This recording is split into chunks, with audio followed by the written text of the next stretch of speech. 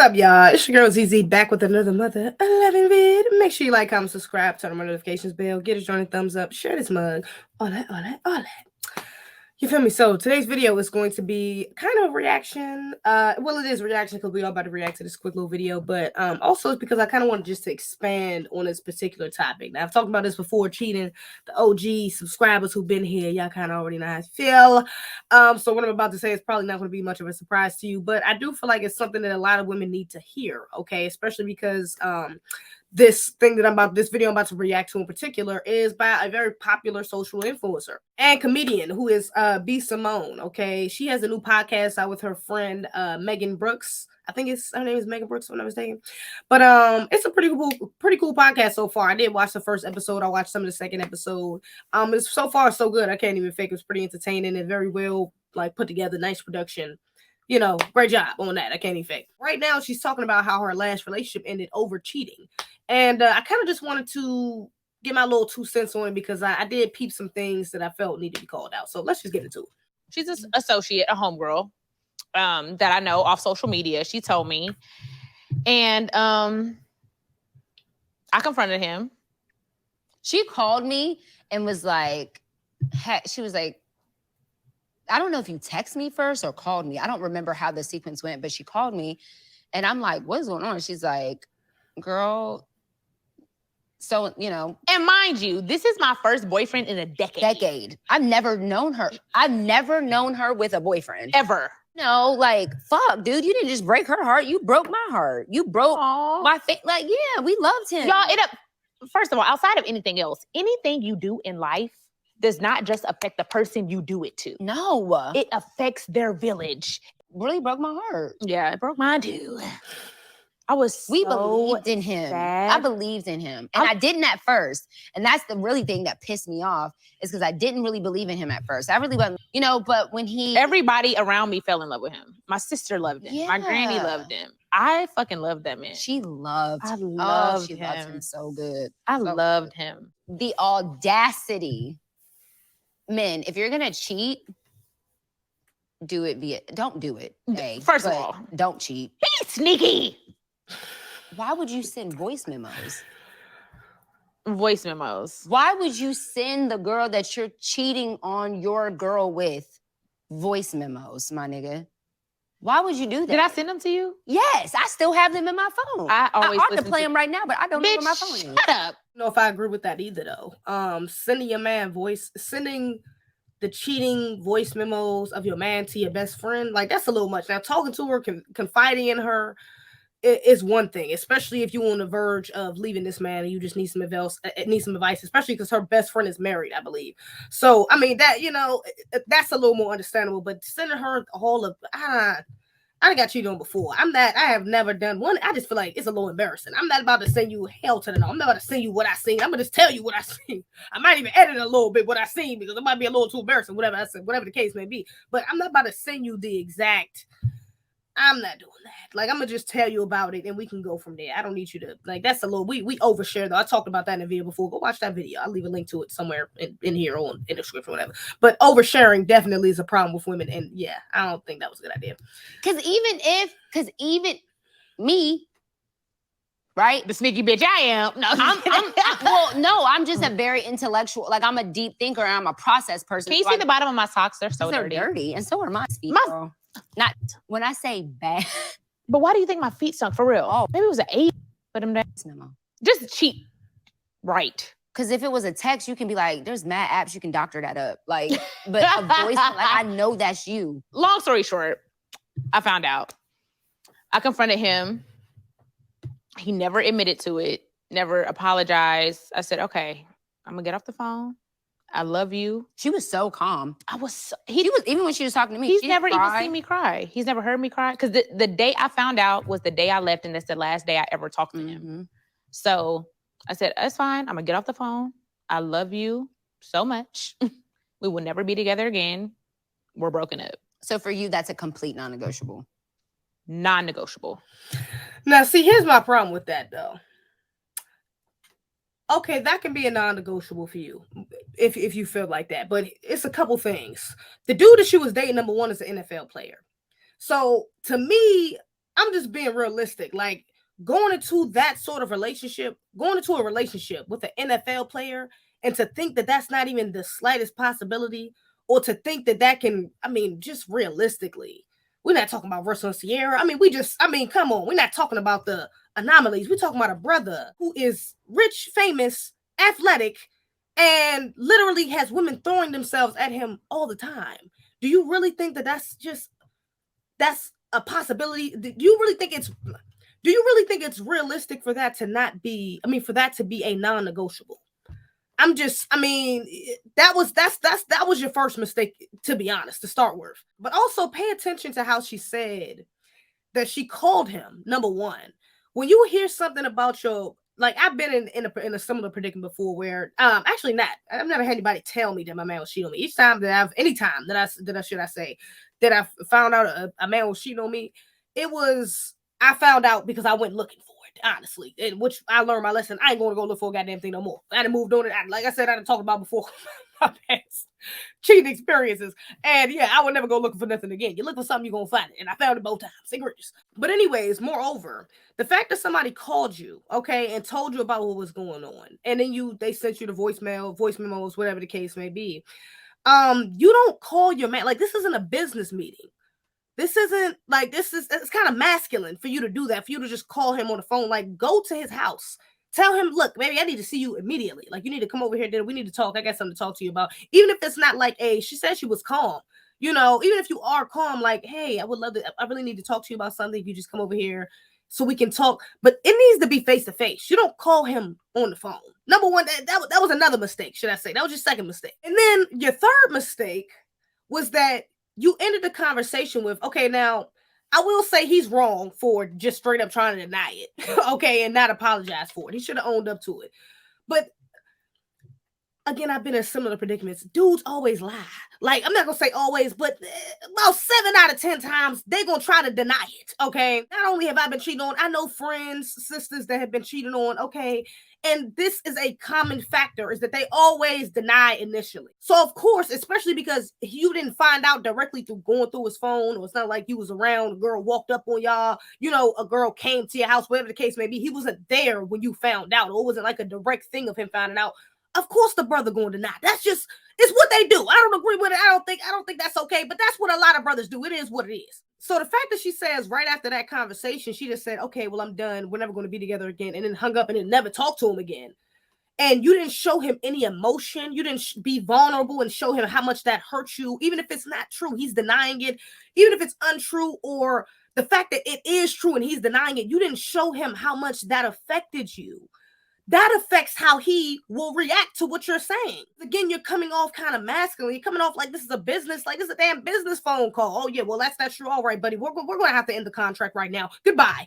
Like, what the hell? You don't send you haven't been in a relationship, like she just said, for 10 years.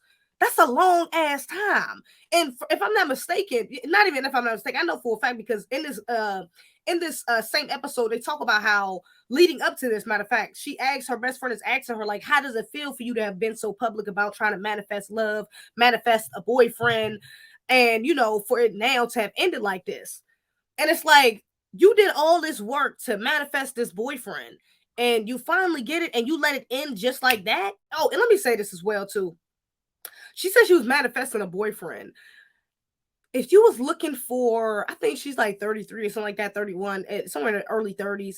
But if you was looking for a life partner, a soulmate, a someone to be with permanently, you shouldn't have been trying to manifest a boyfriend. And I think they say that somewhere in here, like, oh, maybe she should have manifested a husband. And I think the friend is like, oh no, well, no, what if you would have manifested a husband and then you would have married him? And well, maybe if you would have focused on manifesting a husband and setting your intentions to get married from the jump, then maybe that's what you would have gotten. Maybe this man wouldn't have cheated on you, or maybe he would have cheated on you and you would have found out and he would have still proposed, or maybe you would have never even met him and you would have met a completely different man who was monogamous and ready to marry you.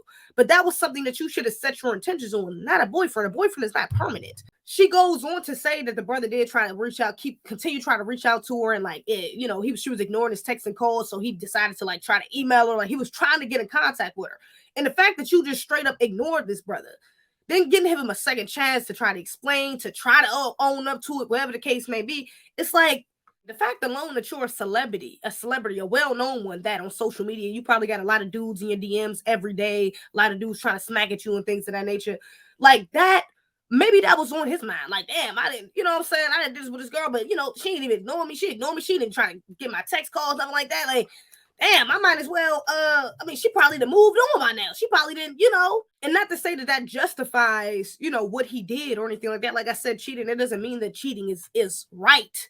But we do have to understand, again, the nature of men. We do have to understand the predicaments, the realities that we're in. For her to not even get this man a chance to explain, to talk to him in person, to let him call back and, you know what I'm saying, at least pick up the phone and work through it. Like, yeah, if she's talking about how in love she was with this man, how much she wanted love, how much she wanted a boyfriend, why didn't you still try to at least try to fight for that? You know what I'm saying? Like, I can understand that being like that seeming like it's the worst thing in the world, even though cheating is not the worst thing in the world. It's plenty more things that come before cheating that he could have done that would have called for you just reacting in that way and be like, no, I'm done. It's no, I don't want to hear nothing else. You whatever.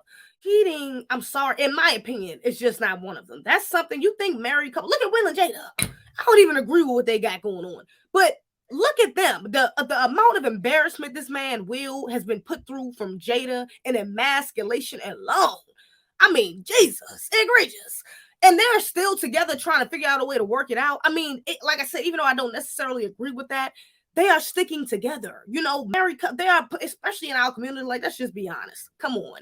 But let's just be honest. A lot of our grandparents, a lot of our grandfathers have outside children, outside families we didn't even know about until after they died or whatever the case may be. Because our mothers had more of an understanding of men and had more of an understanding of the meanings and duties of relationships, that they knew that it didn't just come back down to monogamy. Okay, being in a relationship is not the sole purpose of being in a relationship with man, especially for Black Americans, especially when you're talking about our grandparents, grandparents who lived through civil rights, segregation, things of that nature, coming out of slavery. Like, they knew that there was a need for them to be with a man. It didn't matter that he was having two women or he had an outside woman, or the case may be. I still need this man. Not just because I love him, but because I need a man for protection. I need a man for leadership. I need a man for provision. He has to be here. So him with this other woman, okay, he might want this other woman, whatever case may be, as long as it's not taking nothing from me. What did the Queen Ali say? As long as it's not taking anything from me, it shouldn't move you as much as it does for a lot of women today. Again, I'm not saying that this can't be a part of your standards, because there are men out there, even though I think it's still a part of them, the nature to have more than one woman. I think for the most part, most men, even if they don't have more than one woman, they still desire more than one woman.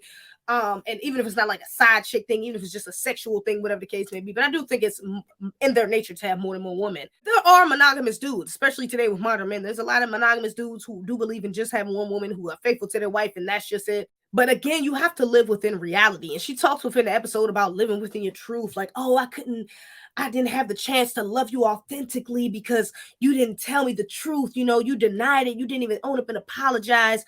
And it's like, we can sit here and act like as women, oh, well, I would just like for him to tell me, you know, that you want other women, or that you slept with someone, or that you are planning to sleep with someone that you want to. But especially when our man knows us, they know how we're going to react. Like, most women, we can sit up here and act like, oh yeah, well, now if you just told me, it would change the outcome. But for most of it, it's not going to change the outcome. They could tell you, I know men who have told their woman, like, yeah, you know, I want to da-da-da-da, and women have laughed it off. Women have not even thought it was that big of a deal. And then when they turn around and get cheated on, it's, oh my gosh, I can't. It's you get all of these extra theatrics when it's like, okay, well, I thought you kind of knew, you know, I kind of told you what was up, and now you acting like this is such a surprise.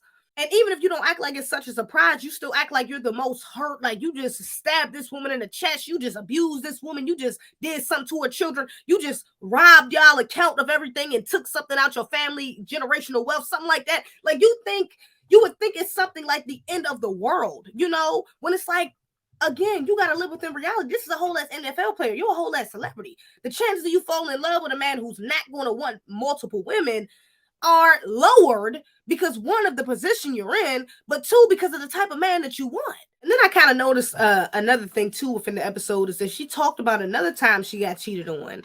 And she, like, when she found out, she like left the house and went across the street. She left the guy in her house, went across the street, got a hotel room, and then called her best friend the next morning. And her best friend like met her at her house or something like that. I guess the guy had left, and like kind of consoled her and stuff like that. Now, women, this is what I'm saying. You should be opening up to your man. Why? Like, this is a pattern. I don't even know this. I don't even know her. Okay. But I'm seeing, and I'm just seeing off this clip that you have a pattern. Okay. That you're running from conflict, running from anything that you do not, that you just don't like. And that's not okay. You have to be able to work through things. That's what relationships are about. You think, again, do you think that some of these wives out here, celebrity couples, whoever you want to look at, neighborhood couples, your grandparents, your auntie, if you don't think that they've been through something similar, you are probably wrong.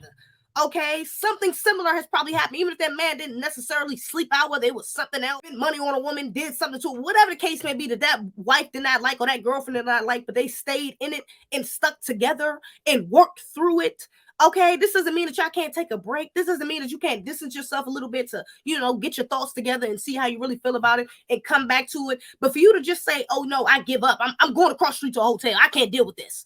Like, even that is even a little masculine. Like, girl, go to your damn room, tell that nigga sleep on the couch, or tell him to go across the street and get the damn hotel room. Like, that's kind of masculine within itself, that you went and just got a hotel room. You left your own home, the comfort of your own home, to go to a hotel. Like, that is, it's masculine. You know what I'm saying? And so I don't know if she does that within her relationships, whether if there's issues or conflict in the relationships and she leaves, or she, you know, she gets very like cold, or, you know, like stern, and this doesn't really show her emotional side, doesn't become vulnerable. But men receive things like that. Like, men are inspired, men are influenced by our emotions like that. When they see how much we are hurt, when they see how vulnerable that made us, how broken that made us feel, whatever the case may be, that encourages them to want to apologize, to want to hold themselves accountable more, to want to give them the truth that you're looking for. But a lot of the times, again, that truth that you say that you're looking for, they trying to protect you from, because they know that if you do get that, man, you ain't gonna do what you're saying you're gonna do. Okay, it's not gonna be okay. It's not gonna be lilies and daisies. All right, most of the time it's going to cause a domino effect of BS, okay, that they just not trying to deal with, or a domino effect of you just leaving, which they don't want. They don't want you to leave, okay? This just because he's cheating on you with another woman doesn't mean that he necessarily wants that woman like he wants you. She got a place in his life, but you got a place in his life as well. But anyways, y'all let me know what y'all think in the comments below. Have you been cheated on? Have you cheated on your girlfriend or your wife? How did that go? Have you ever thought about telling her beforehand? And how did that go? If you did pursue what you wanted to tell her about, or if you didn't, how did she react to it? Other than that, baby, that's all I got. All right, y'all. We do not play by our green. You fuck with the team. Might find your West in the creek. We crossing our T's. We don't never miss it.